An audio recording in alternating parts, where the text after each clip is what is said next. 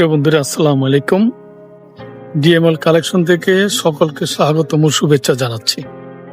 বন্ধুরা, আজকে আপনাদেরকে দেখাবো মুন্সিগঞ্জ জেলার সদর উপজেলার আমপালি ইউনিয়নের রঘুনাথপুর এলাকায়, যে একটা রঘুনাথপুর একটি গ্রাম।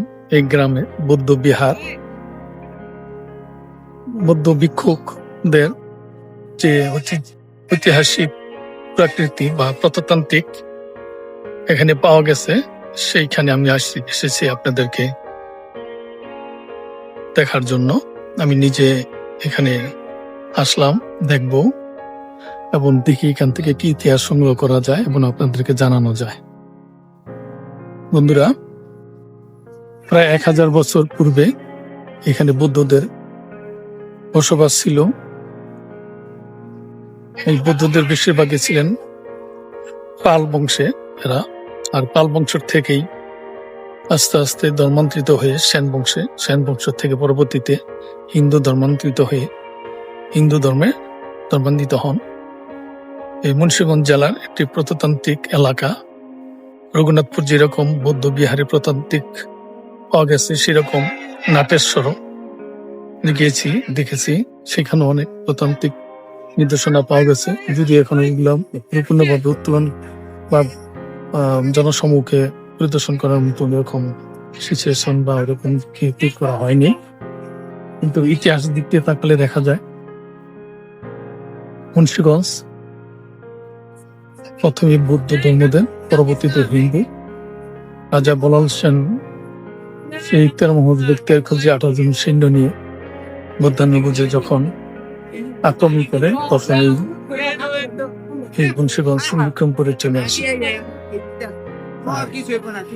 পরবর্তীতে সেই হিন্দু রাজা বলাল সেন বিলুপ্ত হলে মুসলমানের আস্তে আস্তে মুসলমানের এলাকা হিসাবে দূষিত হয় এই বিক্রম।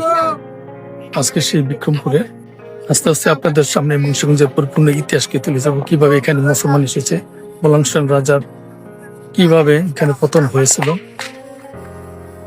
সেই ইতিহাস আমি তুলে ধরবো। পরবর্তী ভিডিওতে কিভাবে বাবা আদম ইসলাম এখানে এসে এই বৌদ্ধ এলাকায় মুসলমান প্রতিষ্ঠিত করেছে। আসলে আমরা এই প্রত্নতাত্ত্বিক নিদর্শনগুলো দিয়ে আমরা আস্তে আস্তে আপনাদের মাঝে তুলে ধরি।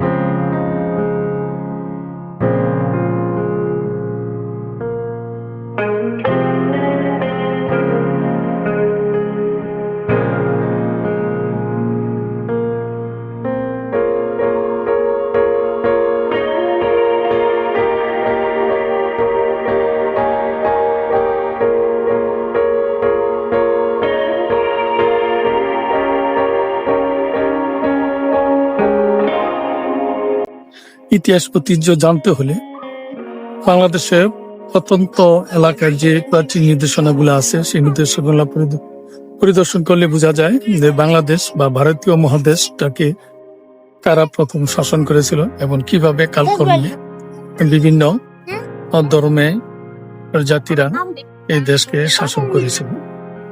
আজকে সেরকমই একটি এলাকা এর রঘুনাথপুর। তার পাশে আছে বৌদ্ধ বৃক্ষ অতীশ দীপঙ্কর। আমরা সেই অতীশ দীপঙ্করের পার্শ্ববর্তী ইউনিয়ন বর্জ্যজীবনী, সেখানে আমরা যাব। সেখানে একদিন ওই ভিডিওটি করে আপনাদেরকে দেখাবো।